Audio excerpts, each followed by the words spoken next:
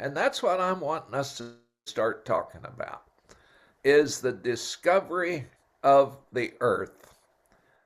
So far we've only colonized it.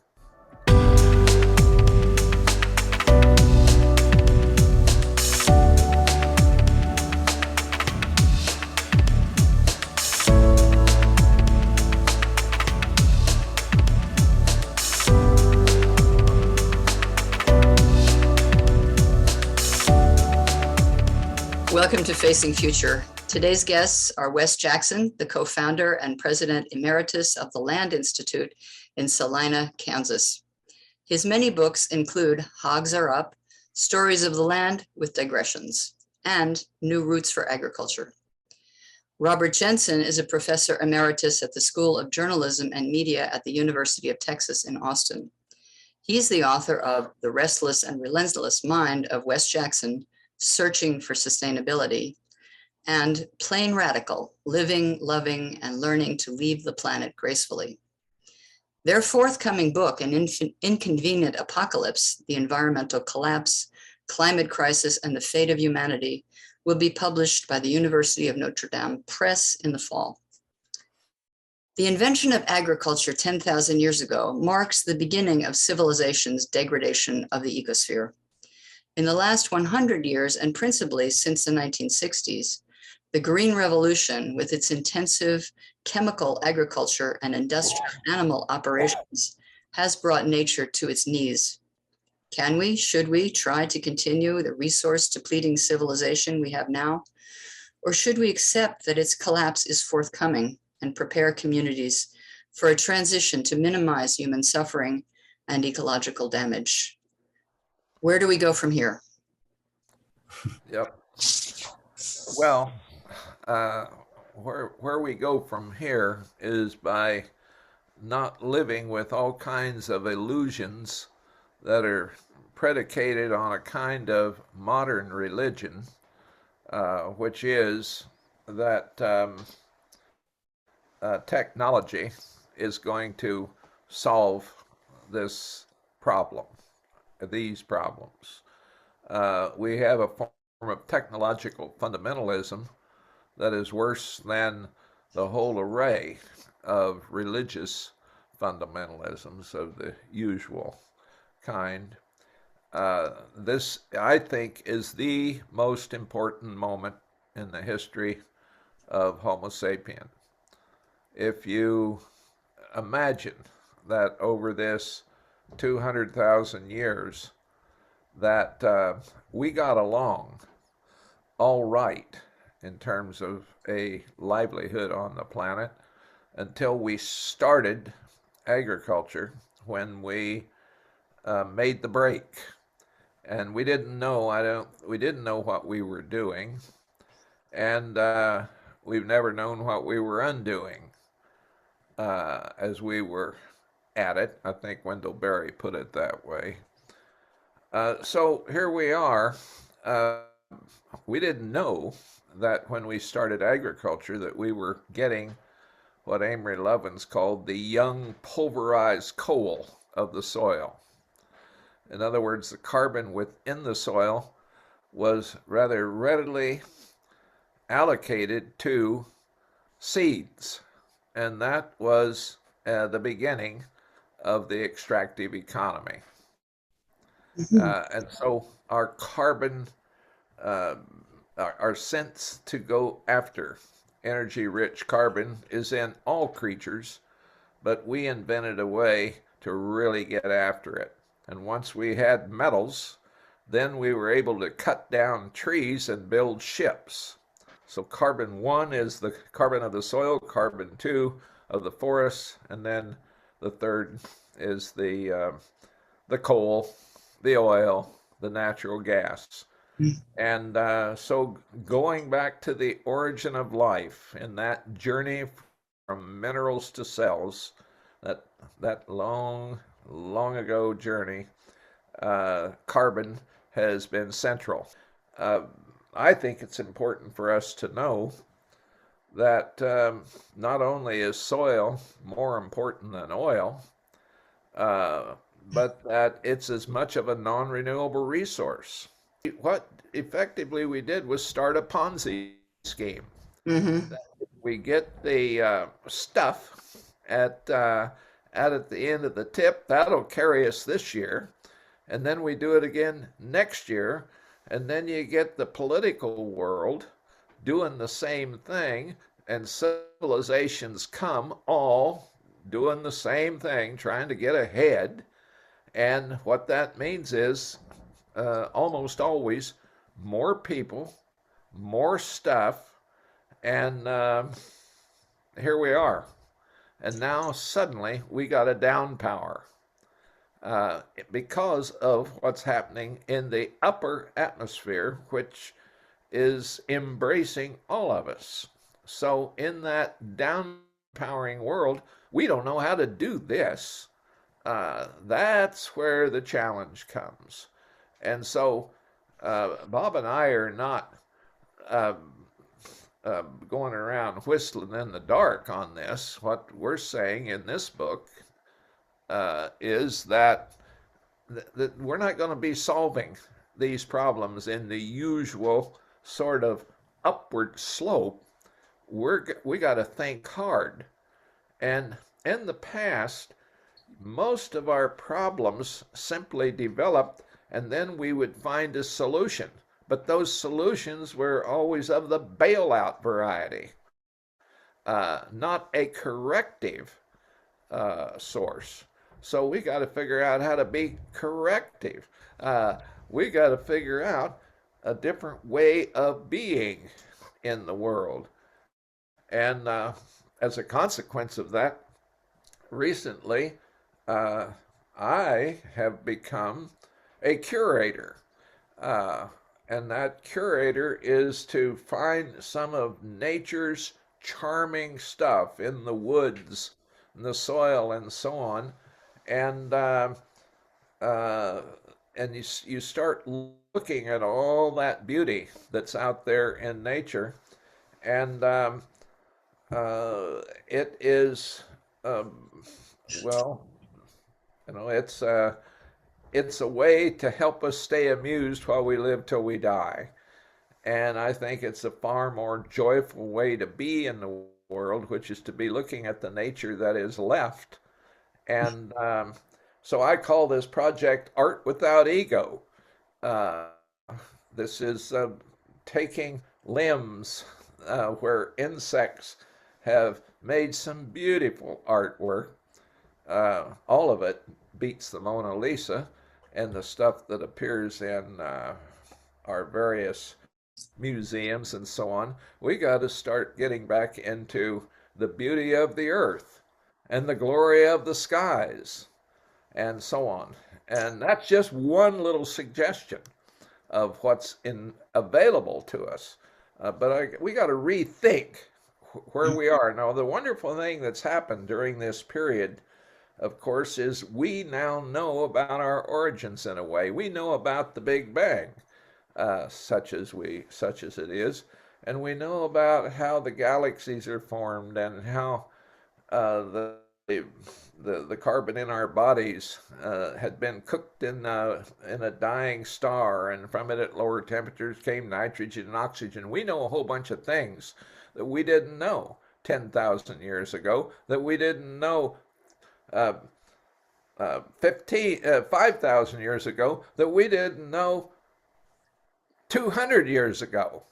And so here we are with all this wonderful knowledge right at some kind of a pivot point where we have all of this available, and maybe that's what will help us stay connected to the need to downpower and hang on to it rather than to simply run amok like we're headed. So I think maybe I've talked long enough. Now I'm going to go drink my coffee. Well, thank you, Wes. I read your book and it's full of incredible insights.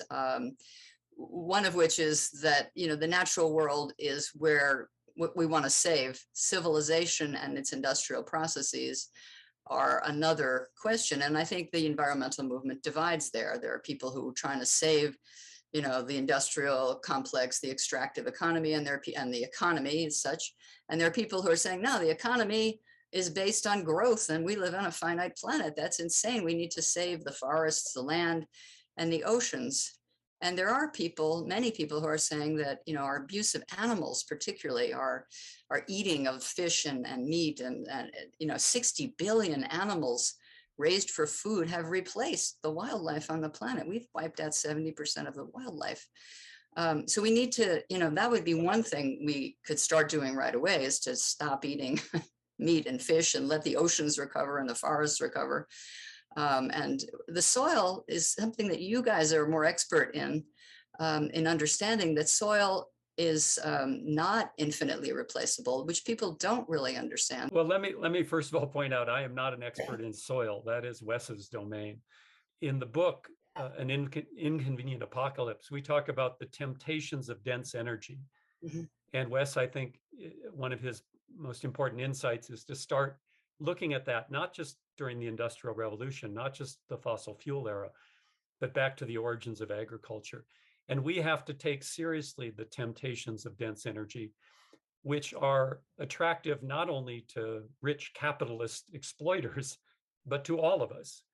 And so in this book, what we're trying to do is inject a bit of humility, that we're not just pointing the fingers at the obvious bad guys, CEOs of oil companies or something like that. We're talking about human nature. And Wes and I both come from the progressive, left side of the political fence. And sometimes folks on that side are uncomfortable talking about human nature, talking about shared responsibility.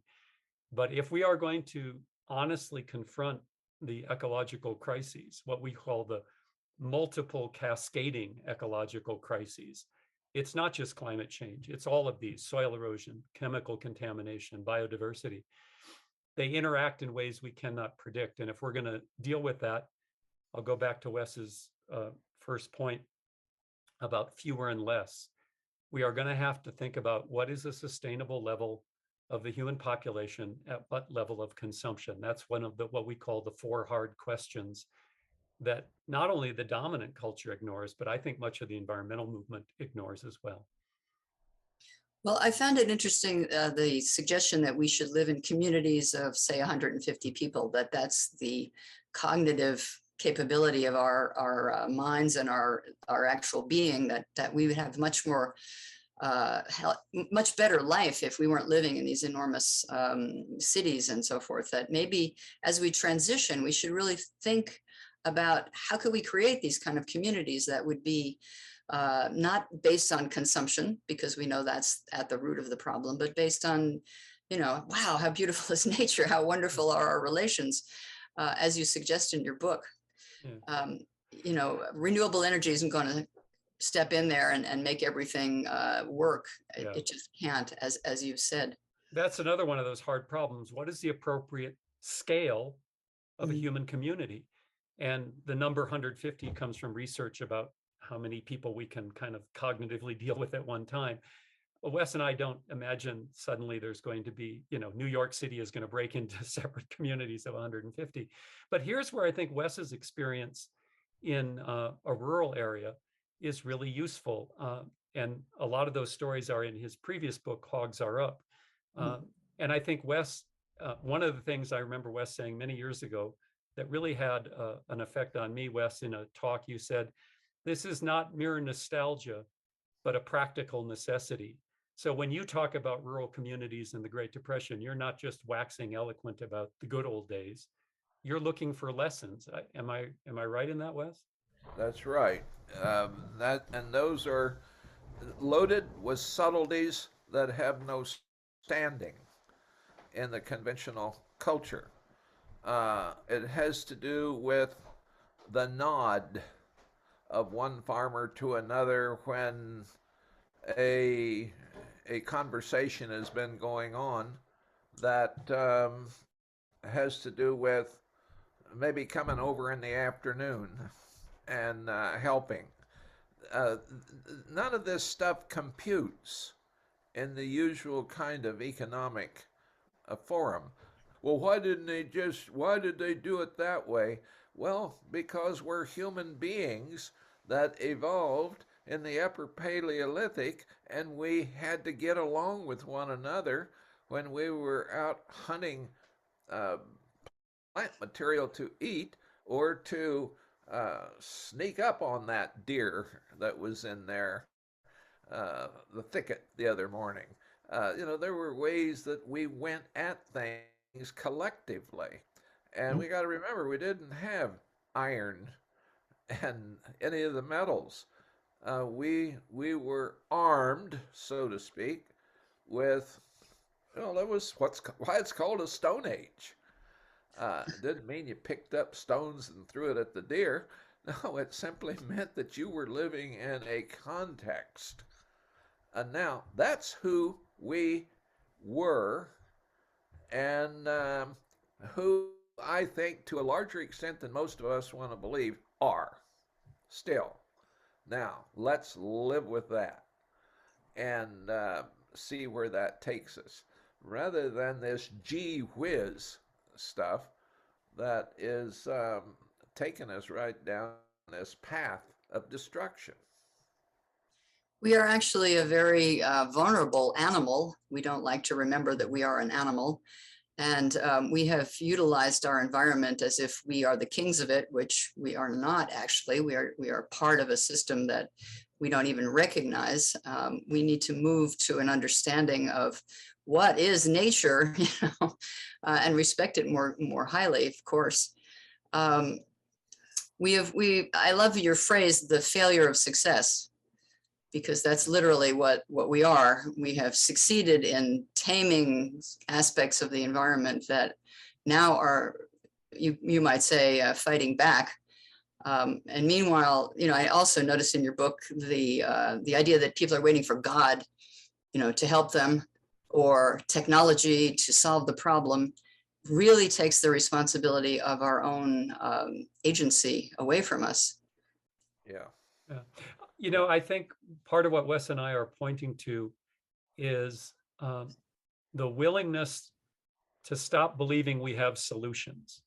Often when you identify a problem, people say, well, we know the problems, give us your solutions. And part of what Wes and I want to say is simply, there are problems without solutions. If by solutions we mean somehow keeping this whole, 8 billion people on the planet afloat indefinitely, there really is no solution to that problem. We have to recalibrate our goals. Now, some people would say, well, there have been societies that have lived more sustainably than the contemporary US, and that's clearly true. But we go back to this problem of the temptations of dense energy. Human beings are like other organisms. We tend to use all the energy available to us, and human societies, using the technology available to them, tend to follow that. So, again, this isn't going to be solved by nostalgically looking back to some previous way of living. It's looking back to those ways of living for insight into how to face a future that is, let's just acknowledge it, it is grim, right? There aren't, whether it's in my lifetime or my child's lifetime, that we see a dramatic reduction in the human population. We see a dramatic decrease in the energy per capita that we use. We know that's coming. And unfortunately, even large parts of the environmental movement want to avoid that by, as Wes said, a kind of technological fundamentalism, promising, electric vehicles are going to save us. Well, electric vehicles are not going to save us. And that's the kind of reckoning we're trying to do in this book. Yeah. There's another thing that I hope is a derivative of all of this. Joan, my wife, yesterday rescued an insect that happened to be a wasp that was on the window of the door. She rescued it and let it outside. Well, I thought, she knows one big thing along with the rest. Here is a creature that happens to have the same citric acid cycle as a whale, and a human, and a corn plant, and a soybean. Here is the whole creation of life with great commonality. That citric acid cycle may be the oldest molecule uh, that is in existence. Now, think about that. Here it still is, that wasp. It doesn't know it's got the citric acid cycle, neither does the whale, and neither did we until a short time ago. Now, why isn't that being taught in the schools? And I think this is what can bring on the greatest renaissance in the history of planet Earth. That renaissance that we had back there in Europe, that's a pipsqueak thing compared to the renaissance that is now available to us because of what we now know. And that's the kind of hope that I think is not hard to get onto. When students come here, I like to show them a leaf, and then tell them to look at your watch, because 8.5 minutes from now, there is going to arrive from the sun some photons that will land on that leaf and start making sugar. Well, that's wonderfully. What can beat that? There's not anything that can beat that. Nothing. Nothing. Nothing on Wall Street. Anywhere. It's not there. Now, that's to live for. And it ain't hard. It is not hard to get to know those things. And that's what I'm wanting us to start talking about, is the discovery of the earth. So far, we've only colonized it. Well, we have a killing mentality. To back to your wasp, most people would go slam and kill the wasp, right? We know this. Our chemical agriculture is based on killing all the insects. Let's kill off the insects and the weeds and stuff like that. We're killing the life of our planet. It's kind of an insanity that somehow we have to. How can we transition away from that agriculture to what you're working on, which is sustainable agriculture, which I think is very exciting, the perennial food crops that you've created. I've seen Kernza already appearing in the stores, which I was thrilled to see. Are there other crops and other agricultures that you're working on that would create a better transition in the future? Well, yes, we are working on other things. We've got a good group of geneticists and soils people and so on here that are at work. See, here's just to put out what our idea is, that you don't stop with an organism. You go all the way to the next category called an ecosystem. In other words, this species diversity within an ecosystem along with the non-biota, the soils and the rain and the wind and the this and that. Why is it that ecosystems are the only true economies? There are economies. Those are real economies. This other business is not an economy. What it all is a product of a disruption of the capital that is built within forests and prairies and swamps and that is the biggest mistake Homo sapien ever made, was to go after all of that, all of those ecosystems. But the larger point is, a whole bunch of problems are able to be solved if we can get in harmony with the ecosystems that gave rise to us in the first place. Yeah. It's yes, that's comical and it's stupid and it's this, that, and the other, but we got to begin to imagine a world in which we're in harmony. You know what happened over there at the eastern end of the Mediterranean once they got those metals? You could go out and start cutting down forests. And when you started cutting down forests, you can now build ships. And when you can now build ships, you start going across the Mediterranean and getting involved in other people's business, which is none of your business. Why not stay where we were? No, no, no. We got to get over there. Well, of course, if we had not had those trips across that Mediterranean as a result of having the metals to build the ships, we wouldn't have ever got to knowing that we're stardust, that we are born of a universe. And we would not have been able to contemplate our own bodies and think, at one time, essentially all of us were within a dying star. You know, that's all wonderful that we can begin to think about our journey, you see. But until we start thinking about our journey, we're going to keep going around trying to set traps for this problem of climate change. We set a trap here and we set a trap there, and we have legislation here and legislation there, and then think that's enough. I think we ought to be asking ourselves, why has the environmental movement failed to make the necessary transformation? Let's just start talking to our buddies, all in these nonprofits, and for that matter, government. Why is it that it doesn't work?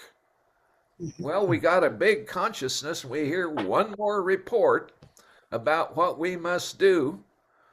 You see, and I think we need to move over into the realm of the possible. Now, what this book of Bob and mine is about is to say, look, better get used to a different life. Better get used to something different. We didn't set out to solve a problem. We set out to get used to a downpowering, maybe not 2 billion, down to where we were when my brother was born in 1928. No, it may be, it'll be a bigger number probably, but it's got to be a kind of a goal. And how do we get there? Well, anyway, well, it's us, and it's our stuff, and it's our animals, all of that. It's not just human beings. It's all of the accumulation that we have in our first world. We're all at an unsustainable level. In the rest of the world, people are in some way better adapted for the transition, although climate change is going to hit people in the global south first, and very hard, which is extremely sad and unfair, unless we in this first world stop consuming our brains off to all this unnecessary things we're creating in our present time. I'd like to go back to something Wes said. Traditional and indigenous cultures are often presented in opposition to modern culture and the scientific revolution. And I think Wes made a point that's quite important. The reverence for the earth that one sees in indigenous and traditional cultures is not in opposition to modern science. Wes was saying that modern science should deepen our capacity for that reverence, because as we learn more about the biophysical realities of the planet, the wonder of it should expand. Sometimes people say that, science desacralized, took the sort of magic and wonder out of the world. But I think Wes is right. It's just the opposite. So we're not talking about going back, and we're not talking about just a gee whiz future. We're talking about the merging of those two. That's where we live.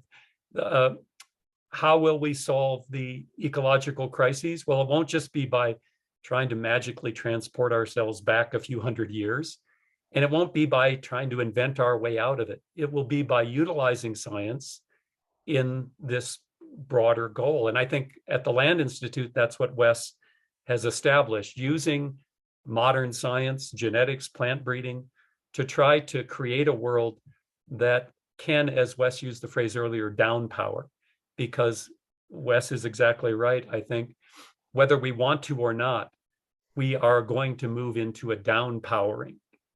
There is really no other option. It's what Wes has long called a sunshine future. The sunshine future is inevitable. Whether we get there reluctantly fighting it or whether we embrace it, I think is the real question.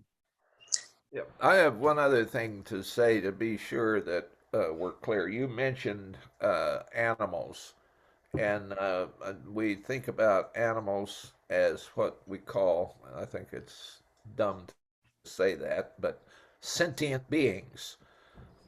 I don't know if this is correct, but I hope it is, that it wasn't the killing of the animals at the eastern end of the Mediterranean that contributed to this problem. It was the killing of plants, the getting rid of natural ecosystems that feature the plants. And it was the iron or the ore that allowed us to cut trees to build the ships. We may not have lost a single species of animal, but we got to be thinking about the creatureliness of all of this that includes both the plants and the animals. There tends to be, I think, too much of an ignoring um, of what we are doing, say, with the loss of rainforest. Mhm. You know, I have grandchildren that won't eat animals, and I don't either much anymore. But the it's the creaturely world, and it's not creatures only. It is that non-living world that was brought into existence because of the creatures that were at work. So, how did the oceans get salty? They got salty because it rained and came down upon the land, and then that washed into the ocean, and now we have more salt in the ocean than when the planet was first formed. And if it hadn't been for that, those ancient seas taking that salt set the pattern of ions in our blood. We are the product of rainfall on land that took salt to the sea, and now here we are. Now, that's wonderfully interesting to know. And if that isn't enough, think about the geese that fly over the Himalayas. Why are they able to fly over the Himalayas? Well, because they're descendants of dinosaurs back at a time in which there was less oxygen in the air. And the less oxygen in the air sets it so their bones were um, more hollow, and therefore could hold more oxygen, and therefore they hang on to that for goosehood to go over the Himalayas. Now, look at what a world we got. And that's knowable. That was not knowable 10,000 years ago. It wasn't knowable 5,000 years ago. It was not knowable at the time of Darwin. So we are wiser. We know more. Perhaps we're wiser from it, but so far we haven't used Yeah. that wisdom to save ourselves. But all of these things, as you say, are treasures of humanity, and we should have a hopeful attitude. I love that, toward our future, because we do still live on this incredible planet with this incredible system of nature of which we are a part. Well, thank you both very much for this conversation. It's been really enjoyable to talk to you and to gain some of the wisdom that you have accrued over the years. Thank Thanks, you. Bill. Good to talk to you too.